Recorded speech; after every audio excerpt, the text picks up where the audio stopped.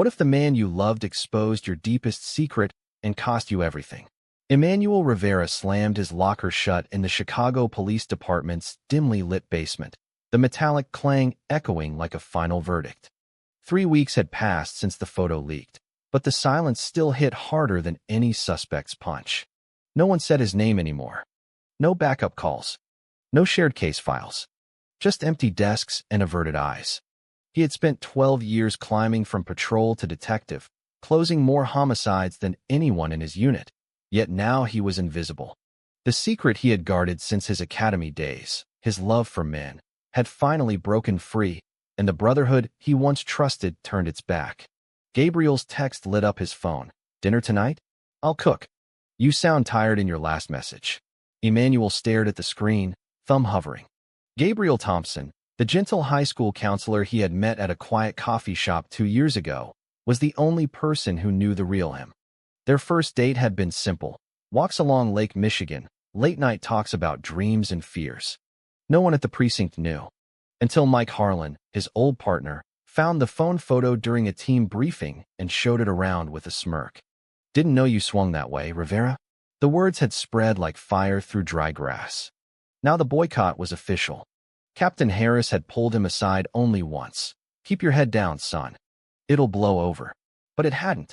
That evening, Emmanuel drove to Gabriel's small apartment in Lincoln Park, the city lights blurring through rain-streaked windows.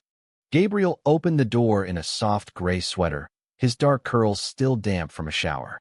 "You look like you fought a war and lost," he said quietly, pulling Emmanuel into a hug that smelled of rosemary and safety.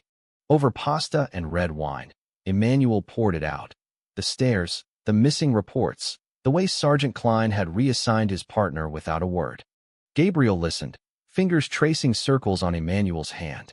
"You're the best detective they have. They'll see it eventually." Emmanuel wanted to believe him, but doubt gnawed deeper. His own mother back in California still sent holiday cards addressed to "my straight son," never suspecting. Coming out to her had always felt impossible. Now even his job was punishing him for it. The next morning the boycott tightened. A triple homicide landed on the board, drug-related, messy. Emmanuel volunteered immediately, but when he reached for the case file, Officer Pastel slid it away. "Captain says you ride solo on this one." Solo. The word tasted like ash. He spent 12 hours alone in the archives, piecing together witness statements no one else bothered to read. By midnight he had a lead, a witness who had seen a suspect matching the description near the lakefront. He called for backup. No one answered. Still, he went alone, heart hammering as he knocked on the witness's door.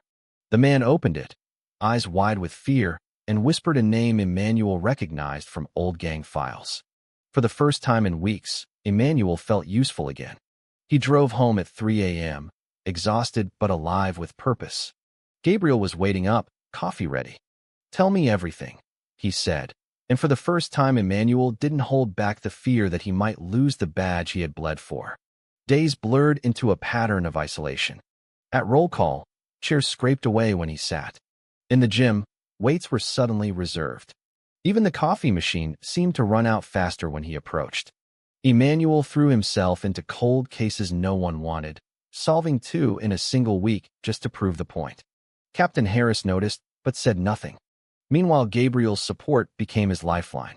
They spent stolen weekends hiking in the Indiana dunes, hands brushing when no one watched, talking about a future where Emmanuel could be open. "I'm proud of you for staying," Gabriel whispered one night under the stars. Yet Emmanuel's nights were haunted by the same question that had started it all. What if the man you loved exposed your deepest secret and cost you everything? He still didn't know if Gabriel was the answer or the reason it hurt so much. The boycott evolved from silence to subtle sabotage. Case notes disappeared from Emmanuel's desk. Radio calls went unanswered when he requested assistance on a domestic that turned violent. He handled it alone, earning a bruise across his ribs that Gabriel iced with gentle fingers and quiet worry. "You can't keep doing this solo forever," Gabriel said, voice tight. Emmanuel only shrugged. "If I quit, they win." Inside, the conflict tore at him. He had joined the force to protect people like the scared kid he once was in California, hiding his first crush behind football tryouts. Now, the very system he believed in was rejecting him for being that kid grown up. At home with Gabriel, the evenings became therapy sessions wrapped in love. They cooked together, laughed at bad TV, but the conversations always circled back to identity. Gabriel shared his own story, coming out at 16, losing his conservative grandparents, building a new family at the school where he counseled LGBTQ teens. "You're not alone in this fight," he reminded Emmanuel nightly. Yet Emmanuel's family pressure mounted when his younger sister called from San Diego. "Mom keeps asking why you never bring anyone home. She thinks you're married to the job." The lie sat heavy. He wanted to tell her the truth, but the boycott had already stripped enough. He couldn't risk losing them too. Work grew colder. Mike Harlan cornered him in the parking garage one afternoon, breath smelling of cheap whiskey. "You made this mess, Rivera. Should have kept it in your pants." Emmanuel's fists clenched, but he walked away. That night he confessed to Gabriel how close he had come to swinging. "I don't recognize myself anymore," he admitted. Gabriel held him through the shaking. "That's the fear talking. Your heart is still the same one that solved the Rivera case last year." The mention of his own last name, ironic now, made Emmanuel smile faintly. He decided then he would stop hiding, at least with Gabriel. They kissed longer than usual, a promise without words that love would be the anchor. The department assigned a new high-profile case, a string of disappearances in the South Side, possibly linked to an organized ring. Emmanuel requested the file and received it with a sticky note. "Good luck, solo. No team. No resources." He spent nights poring over maps, interviews, and security footage alone in his apartment while Gabriel graded papers beside him. One lead pointed to a warehouse near the river. Emmanuel drove there at dusk, heart pounding, and found fresh tire tracks and a discarded wallet belonging to the latest missing man. He photographed everything, sent the evidence to Captain Harris with a single line, "Working alone. Still closing cases." The reply never came. Gabriel noticed the exhaustion etching lines around Emmanuel's eyes. "Take a day off. We could drive to Michigan, just us." Emmanuel almost agreed, but the case pulled him back. That weekend, he chose the warehouse stakeout instead. Rain hammered the windshield as he waited hours, finally spotting a suspicious van. He called for backup again. Static. He moved in alone, badge drawn, voice steady over the radio he knew no one monitored. The confrontation ended with 2 arrests and a rescued victim.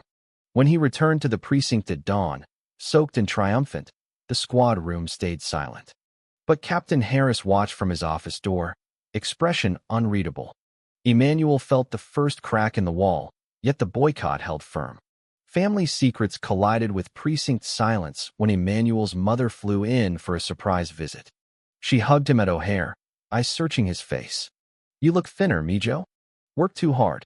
Over dinner at Gabriel's insistence, Emmanuel had introduced him only as a friend from the neighborhood. The tension simmered. Gabriel played the role perfectly, laughing at her stories, but Emmanuel's chest tightened every time she asked about girlfriends. Later, alone with Gabriel, he broke. "I can't keep lying to her. But if I tell her now, with everything falling apart at work, she'll worry herself sick." Gabriel cupped his face. "Truth has its own timing. You decide when." The case deepened. The warehouse arrests revealed a larger network targeting vulnerable young men, many from the LGBTQ community. Emmanuel's insight, born from his own hidden life, connected dots others missed, coded messages in dating apps, safe houses disguised as gyms. He worked 18-hour days, Gabriel bringing food to the precinct parking lot because inside was still hostile. One night, Mike Harlan followed Emmanuel to his car. "Stay away from those cases, Rivera. They're not for your kind." The threat hung heavy. Emmanuel reported it. Captain Harris filed it under personnel notes, with no action. Gabriel's support turned fierce. They argued one evening when Emmanuel refused to rest. "You're killing yourself to prove a point," Gabriel said, tears in his eyes. "I love you, but I can't watch you disappear." The word love, spoken aloud for the first time, shifted everything. Emmanuel pulled him close. "I'm fighting for us too. For the version of me that doesn't have to hide." They spent the night talking about a future apartment together, maybe adopting a dog, normal dreams that felt revolutionary.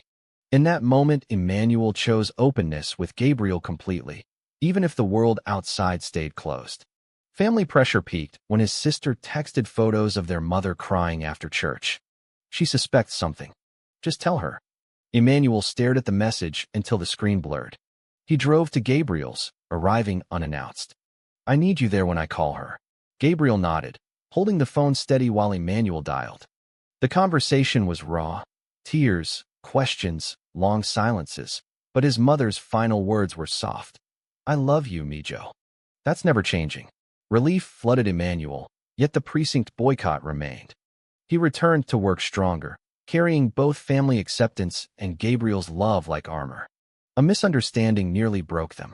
Gabriel saw Emmanuel hugging a female witness outside the station, pure gratitude after she provided the break in the case. Jealousy flared. Gabriel accused him of hiding again. Is this how it starts? Pretending even with me? Emmanuel explained through clenched teeth, showing case notes. The fight ended in forgiveness and a deeper promise. No more secrets between us, Gabriel whispered. That night, they planned a small celebration once the case closed. Just them, proving love could survive the storm. The disappearances escalated into a full serial pattern. 3 more victims in 10 days, all young gay men lured through the same app. Captain Harris finally called Emmanuel into the glass office. You've been carrying this alone. I'm assigning you a team. But the team consisted of rookies who had been warned not to trust him. Emmanuel accepted anyway, leading briefings where eyes rolled and notes went unread. Still, his instincts drove the investigation forward. He traced the app's owner to a wealthy developer with ties to city council, evidence that made even the rookies pause. Gabriel sensed the danger rising. This case is personal for you, he said one morning over breakfast. Emmanuel nodded. It feels like they're hunting versions of me. That vulnerability bonded them closer. Gabriel attended a support meeting with him, holding hands openly for the first time in public. The small act felt like victory amid the precinct's Cold War.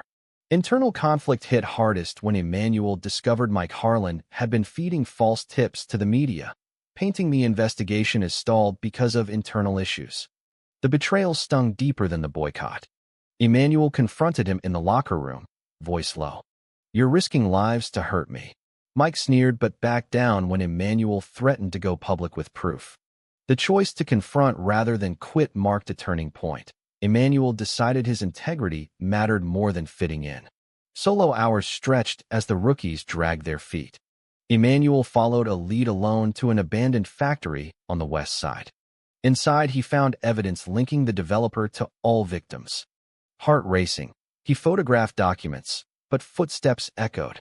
He escaped just as security arrived, adrenaline fueling the drive back. Gabriel waited at home, worry etched on his face. You could have died tonight. Emmanuel held him tight. But I didn't. And we're closer to ending this. Captain Harris reviewed the new evidence privately. Impressive work, Rivera. Keep going. No apology yet, but the tone had shifted. Emmanuel felt the tide turning, yet the squad's boycott persisted, forcing him to rely only on Gabriel's unwavering belief. The emotional toll showed in sleepless nights, but each dawn brought clearer purpose. Solve the case, prove the haters wrong, build a life where love didn't have to hide. Tension peaked when the developer's lawyers filed complaints, accusing Emmanuel of harassment. Internal Affairs opened a file, conveniently right when the case needed full resources. The rookies withdrew completely, leaving Emmanuel truly alone again. He worked around the clock, piecing together the final puzzle, a storage unit rented under a false name containing trophies from each victim. Gabriel begged him to slow down.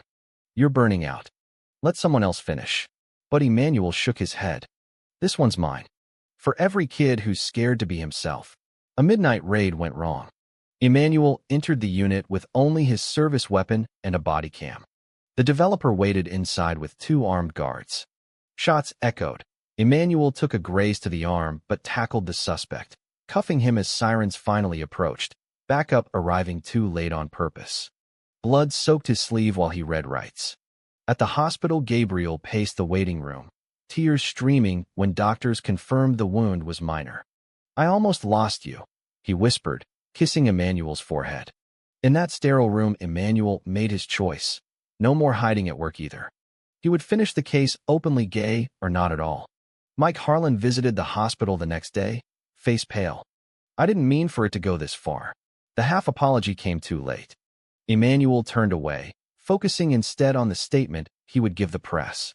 Gabriel stayed through every hour, reminding him of the man he had become, stronger, prouder, loved. The media storm hit when the arrest video leaked. Headlines screamed, "Lone detective cracks serial case despite department freezeout." Pressure mounted on Captain Harris. Emmanuel lay in Gabriel's arms that night, arm bandaged, whispering, "Whatever happens tomorrow, we face it together." The low point had passed. Awakening had begun. The press conference room buzzed with cameras. Captain Harris stood at the podium, face drawn. Emmanuel sat beside him in dress uniform, arms still in a sling, Gabriel waiting in the front row. The captain cleared his throat. Detective Rivera solved this case virtually alone after facing unacceptable internal challenges. His courage and skill saved lives. On behalf of the department, I offer a public apology for the boycott and any prejudice that hindered his work. We were wrong. The words landed like thunder. Flashes popped. Emmanuel's throat tightened as the room erupted in questions. He spoke simply, "I did my job. I'm gay. Both facts matter." Later, in the quiet of Gabriel's apartment, they celebrated with takeout and quiet laughter. Colleagues trickled in with awkward handshakes over the following days, some genuine, others forced by optics. Emmanuel accepted each, but his real victory was personal. He introduced Gabriel officially at the precinct picnic. His mother flew in again, hugging both men with tearful pride. The journey that began with betrayal ended in truth. Emmanuel returned to full duty with a new partner who requested him. Cases flowed again, but the real change lived inside. No more secrets, no more shame. Gabriel proposed on a quiet Lake Michigan beach at sunset, rings simple and perfect. Emmanuel said yes, knowing every scar had led here. In the end, the boycott that tried to break him only forged him stronger. For love, for justice, for the man he was always meant to be. This story reminds us that prejudice can silence voices for a time, but truth and love eventually speak louder. Emmanuel's journey shows that hiding who you are may protect you short-term, yet living openly, despite betrayal and loss, forces the world to see your full worth. The real lesson? Your deepest secret isn't a weakness. It's the courage that changes everything around you. Choose authenticity, lean on those who truly see you, and watch even the hardest hearts soften. Growth always wins.